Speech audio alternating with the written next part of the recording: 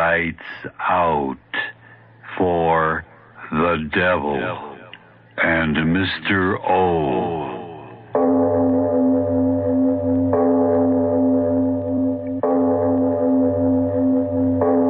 It is later than you think.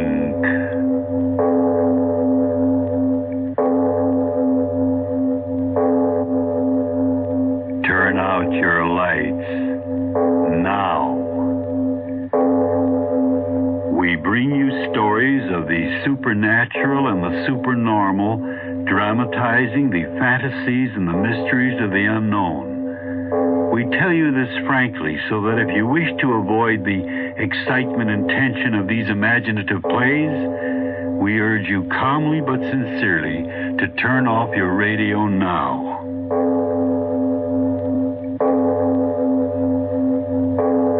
This is Mr. O, Arch Obler. Tell me, what is your attitude about worms? Yes, worms, those strange, slimy little creatures who come out in the dark and till your garden and sometimes die an unfortunate death on a fishhook.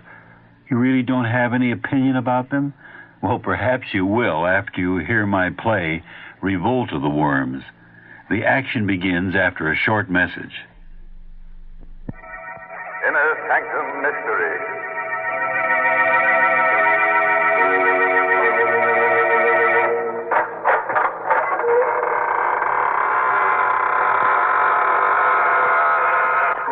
Hello, this is your host, welcoming you through the squeaking door. Not for a half hour of terror, but to tell you about Radio Nostalgia Magazine. Radio Nostalgia Magazine is a must for old-time radio fans. It's the magazine with many photos and stories of old-time radio and its stars. Our current issue features a 16-page article on The Shadow. All subscribers will get a free Captain Midnight decoder badge, a Captain Midnight Flight Patrol membership, and a Flight Commander certificate from the Secret Squadron. To get your copy, send $1.50 in check or money order to Radio Nostalgia, Box 8007R, Union City, New Jersey, 07087. That's Radio Nostalgia, Box 8007R, Union City, New Jersey, zip 07087. Send now and get a free 8x10 photo of the Lone Ranger and Tonto, boys and girls.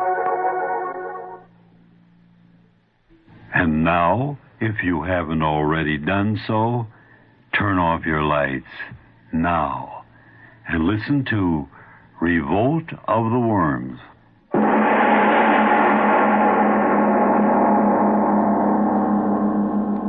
All I can do is sit and think and wait. Wait for the floors to lift and the walls to crash. Facts. Think of facts. Yes, a journal of facts. Think how it began, why it's happening. Journal of facts until the walls crash in and the thick flesh. Charles Prentice. There's a fact. Chemist and fool. Fool. Run away. Run away. Run away. Run away. Run away from reality. War. War. War. Run away. You mean we're going to live in this God-forsaken place, Charles? Yes, Claire, I remember. You did say that. And I said... Of course we're going to live here. It's ideal for my work. But we're so far away from everything, Charles. So far away from what? Your friends? My friends? All right, Charles. Whatever you say, Charles. You never disagreed with me, did you, Claire? Why, it's so quiet up here, it's almost as if we are out of this world. Yes, I remember. Young Jackson. You did say that. I like working with you, sir. Why, up here, it's almost as if we were out of this world. Out of the world. I wanted to be out of the world. Hide. Until it's over. Yes, why not? Why not? What are you going all the way up there for, Prentice? To do my work, of course. But who cares about propagating new varieties of roses at a time like this? The times have nothing to do with it. I'll do what I please. I'll do what I please. But, Prentice, to leave suddenly like this, it doesn't make sense. Roses are fine in normal times, but a chemist of your ability, in times like these, certainly there's more productive work that you could do. I'm not interested in your opinions. I'll do what I please. You hear me? Do what I please. Do what I please. Yes, sir. Everything's ready, sir. Greenhouse. All ready for you, sir. 1 week ago, Wednesday.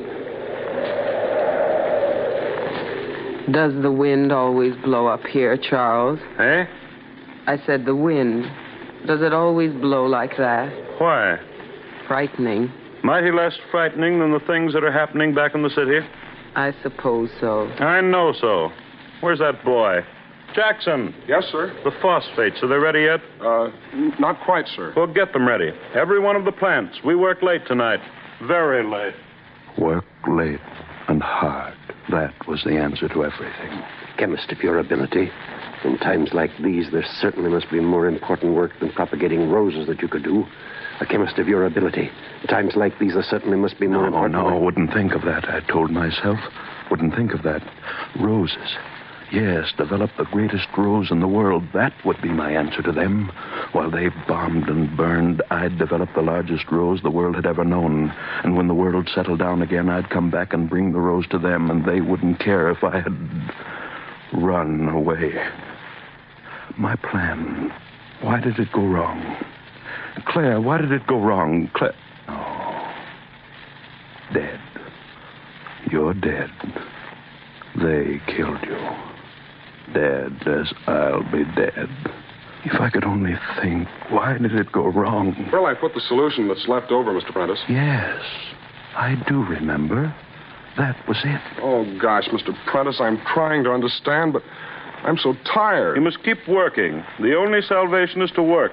Oh, what's salvation got to do with roses? Don't be impertinent. Do your work. Yes, sir. 2 cc for each plant, and careful. Don't let any of it touch the stem. Yes, sir.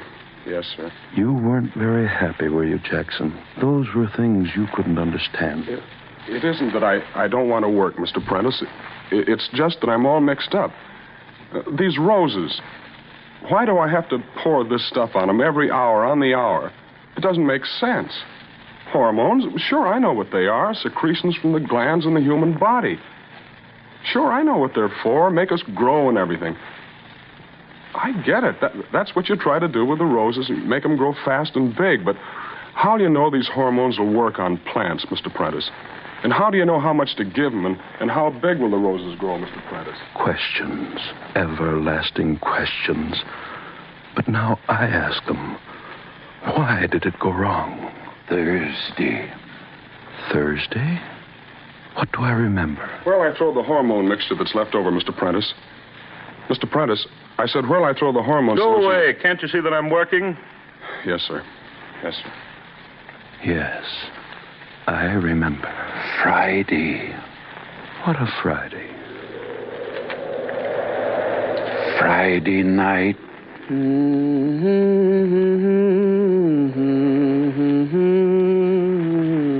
Claire? Yes? Is that you? Yes, Charles. What are you doing walking out here in the dark? It's a lovely night. Romantic at your age. I just like the night. You women, come back to the house. All right. Crazy, walking around in the dark. What's the matter with you? Can't you walk? If I hadn't caught you... It's slippery. What are you talking about?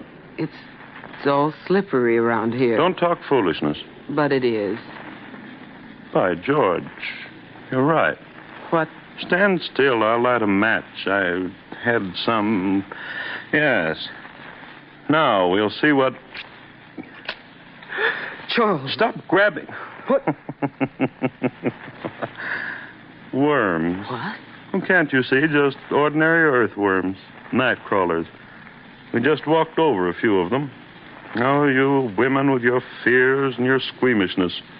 Walked on a few worms and you make more noise and more fuss. Yes, I remember.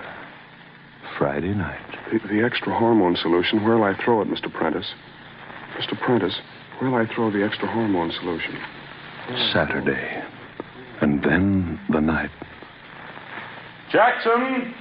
Jackson, where are you? Jackson, I told you to stay in the house. Jackson, where are you? It's time to feed the plants. Jackson, where are you? He's not here, Charles. Claire, you startled me walking up like that. I didn't mean to. That infernal boy, where is he? Have you seen him? He's not in the house. But I told him not to go out. I told him only an hour ago he's got to work all night. The plants must be watered every hour on the hour. He went out. Well, why didn't you stop him? Now I have to go chase after him. Jackson! Jackson, are you out there? Come in. Charles, what? Oh, what did you think it was? Thunder. It's starting to rain. Shut the door. Shut the door, I say. But the boy... If he hasn't the sense to come in out of the rain, it's just too bad. I've got enough to do with worrying about my roses without worrying about him. And don't you go out after him. He'll come back. He'll come back. Saturday night. And when it was day again... Charles, wake up. Please wake up. Oh, where? You're on the couch. You fell asleep on the couch. Charles, get up right away. What's the matter with you? Why should I get up? What difference does it make? Listen to me, please. The boy, he isn't back yet. What? Jackson, he isn't back yet. Charles, where can he be? The storm, you slept, I waited. Wait a minute. Have you looked in his room? I just came from there. Charles, where could he have gone to? All through the storm. Stop talking so much and let me get up. Let's go see. Oh. Must you follow me? Why didn't you wake me up? Why did you let me sleep? I must have fallen asleep, too. I opened my eyes. It was day. Oh, Charles. Oh, stop Charlesing me. Crazy young fool, so he spent the night outside. So what's the difference? Teach him a lesson. Well, no wonder he isn't back yet. Fog like this, it's as bad as night. Charles, All right. What am I supposed to do? Go wandering through fog like a bloodhound, like a fool? Don't worry, he'll be back. He'll be back. But you never did come back, did you, Jackson? When the sun came out and that everlasting wind came up and lifted the fog. Charles, come here. Where are you? Back of the house, Charles. Come quickly. Oh, what is it? What do you want now? The boy isn't around. I've looked everywhere. Charles, Now, what's happened back here? What? Look at the ground. Well, who plowed this ground up? Plowed? Yes, certainly plowed. Can't you see? Some crazy, drunken fool plowed up the ground. But during the night? Charles, how could that be? You believe what you see, don't you? It's that boy. What? Yes, that Jackson went crazy, found a plow, tore up the ground, and ran away. Went out of his mind, that's it. The boy's gone crazy, tearing up the ground. Gone crazy. Gone crazy.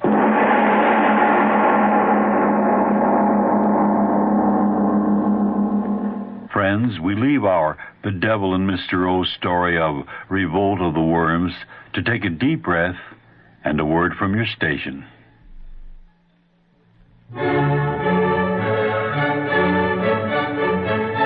Reservations are now being accepted for cruises to the sun. Remarkable cruises on a ship longer than 4 city blocks with a crew of over 900. She's Queen Elizabeth II, the greatest ship in the world. Cruise with her this winter to the sun of islands like Curaçao and St. Thomas and Martinique.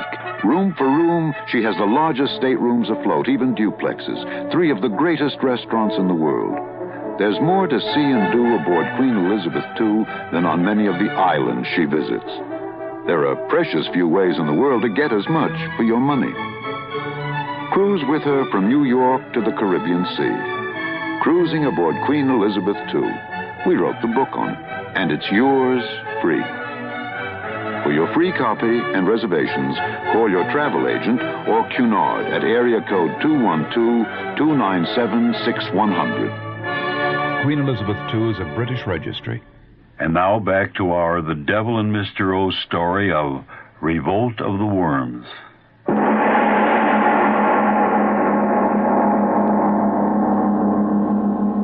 And then, that night, that same night after I thought Jackson had gone crazy, run away, I went back to my work, Sunday night. Charles, can I speak to you? Charles, please stop your work and talk to me. Haven't you lived with me enough years to know I don't like to be interrupted when I'm working? But I'm frightened. Are you? Really? Charles, stop it. Are you out of your mind? Yes, maybe I am. What did you say? Maybe I am crazy. All right, maybe I am. That's the only way I could have lived with you all these years. What? Endured your selfishness, your unbelievable selfishness. Well... Everything's for you. For 20 years, everything for you. Now, that's your enough. work, your pleasures, what you think, what you want, everything for you, nothing for anyone else. Will you the shut gentle up? little Mr. Prentice, the scientist, the good husband who never lifts his voice. Mother in heaven, I'd rather be married to a fool with a heart in him than you. Well, You haven't got a heart. You never had a heart. It's you, and no one else, and that boy can be dead out there and you don't care, and I can be dead and you don't care as long as you're safe and doing what you want to do. Will you go away and let me go on with my work? Charles, I'm frightened. That boy... Now there are noises. I'm asking you for the last time to go away and let me do my work. But listen to me. You've been out here all night. But I've been in the back of the house alone, and I've been listening, and I didn't want to come in here, but I had to. Charles, things I said, I meant them. For years I've meant them. All right, that doesn't matter. But I tell you this, there's something outside the house. Find out what it is, Charles. 20 years ago, I thought you were an irrational woman. I thought I'd trained you out of that irrationality. I was wrong. I'll humor you just this once, but never again. Where are these noises? At the back of the house. The lantern handed to me? Yes. Thank you. You're frightened. You don't have to go with me. I want to know... What? That you're a fool? Well, so what am I supposed to hear? There's nothing. Hello out there. Hello. Well, what now? Listen. To what? Listen. To what? I thought... You heard the wind whistling through the cracks in your brain. Come into the house. Charles, wait. Wait for... Here? Yes. So what? Give me the lantern. If it's that boy... Well, it could be him, couldn't it? That crazy young fool playing practical jokes. If I get around the corner of the house and... What's going on here? Charles. Something moving under the ground. Yes. So dark. Can't quite make out. Charles, what is it? I don't know. Animal of some sort? Take me back to the house. Oh, go yourself. Moon will come out of the clouds. See what this is. Give me the lantern, Charles. No, I want to see. The house is back there. Turn around and go back to it. Go ahead. All right.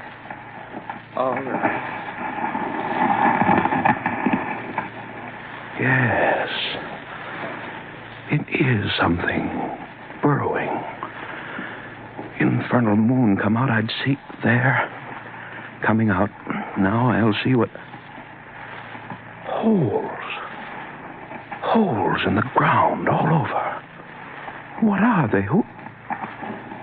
Bomb craters? But that isn't possible. No. Animal burrows. But what animal could make a hole 4 feet across?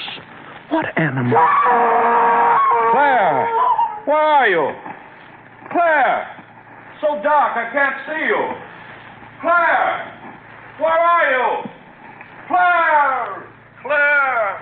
Where are you? Claire! Yes, Claire. Claire! I ran through the night looking for you. The echo of my voice is still in my ears. Looking for you, and the moon was under the clouds, and I couldn't see, and I couldn't find you. And then I did. You had fallen into one of those craters, into one of those holes in the ground. I couldn't see you, but I could hear you. But which one of the holes? They were all over, ground pockmarked with them. I ran around in the dark. I could hear you, but couldn't find you. And then the moon, it was out again. Oh, blast the moon. Why did it come out? If it hadn't come out, I wouldn't have seen. And my head... Stop it, Claire. Stop it. I can still hear you. I can still see you. Your body down in that hole. As I ran toward you, suddenly I saw that something else was coming toward you. Something that glistened, wet in the moonlight. Something long and slimy. A great twisting snake. Yet not a snake. Not a snake. And the fear in me made me fall to the ground, and I saw as I lay there, I saw. The thing moved toward the hole in the ground as if you weren't there. As if it were blind and couldn't see. Like a great blind worm. It was a worm. A worm 10, 20, no, 30 feet long, crawling in fright to its home in the ground. And it moved toward you, Claire. Covered you. Crushed you.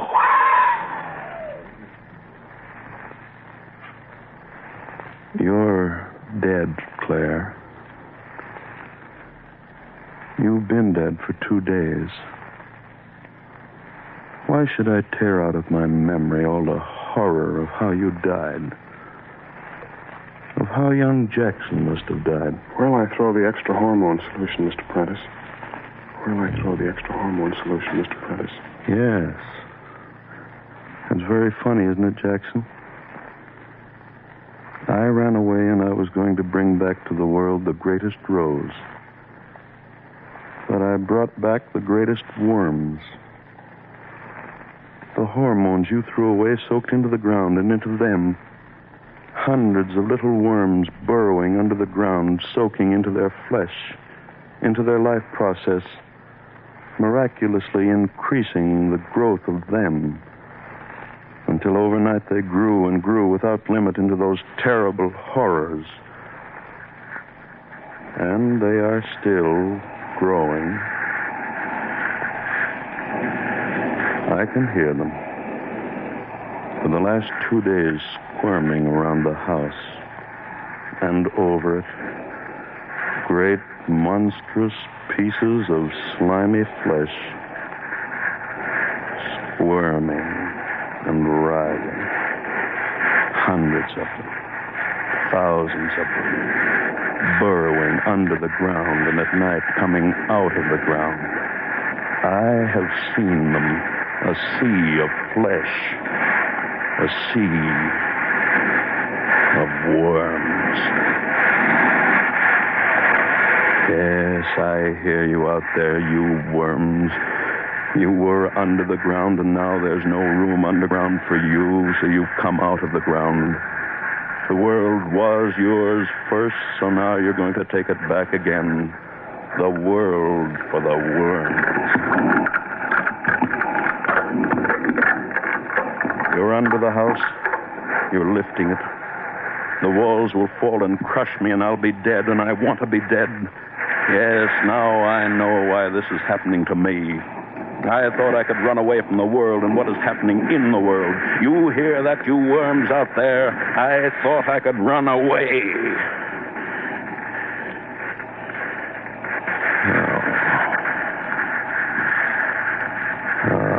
I'm very tired. Just sit here and wait for them. I know how I'll die. The walls falling, crushing. Window. Something behind me.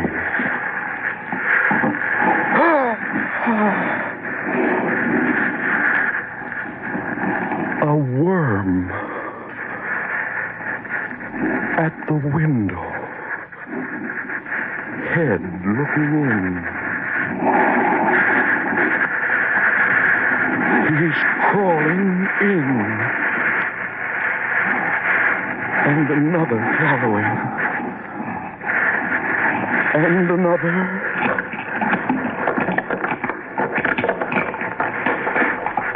They're filling the room. Worms all around me.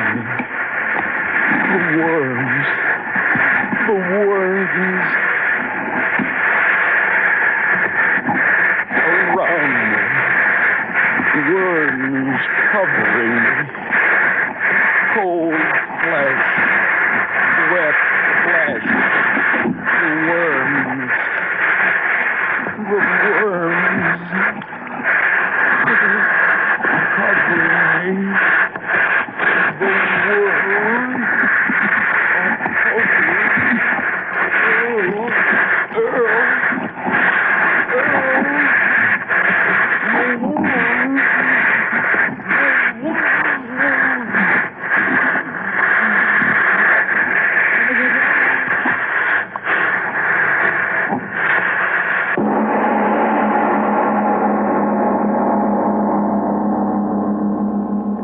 This is Mr. O, Arch Obler. I know what you're thinking. Worms that size, a pure put-on science fiction. Well, personally, I don't believe there's any such category of story as science fiction anymore. Our scientific progress has been so accelerated that what was fiction in the morning can actually happen tonight. 30 years ago, long before human extinction became a possibility with the explosion of the first atom bomb, I wrote a play about the last two survivors in the world. At the time, it was sheer fiction. Something could happen to this Earth of ours that would leave only two survivors, a writer's brainstorm. Yet who among us does not know cold reality, the red buttons east and west that could trigger off a global nightmare? I wrote another play a handful of decades ago that was equally an impossibility. It concerned the very laughable idea that a spaceship was returning from the moon after the first successful landing on that ball of cheese. Yet there are few among us today who haven't witnessed that first giant step on the lunar cinders and the very fantastic return voyage in triumph. Fantasy, fiction, fact, it's all interlaced into tomorrow. And speaking of the future, let me tell you about our next story. Its title is Where Are You? And we'll talk about that after your station has a word. Dr. Campbell Moses, medical director of the American Heart Association, talks about a serious health problem in America today. Thousands of Americans die unnecessarily each year from heart attack because they don't know the symptoms and delay getting medical care. What are the symptoms? They vary, but they often start with a squeezing pain in the center of the chest behind the breastbone. The pain radiating to the shoulder, arm, neck, or jaw. It's often accompanied by sweating and occasionally by nausea, vomiting, and shortness of breath. If this happens to you, don't delay. Call your doctor and carefully describe your symptoms. If you can't reach your doctor, get to a hospital emergency room as quickly as possible. Remember that frequently the symptoms of heart attack subside completely and then recur. In heart attack, minutes count, so act promptly. Helping you to feel better and live better longer is just one of the services of your Heart Association. Just one of the reasons you should give to your Heart Fund. This is Mr. O again. First, to those who have inquired, yes, I've written a book. Its title is House on Fire. Its publisher, Bartholomew House. Now about our next play. It's all about a boy and a girl on a honeymoon.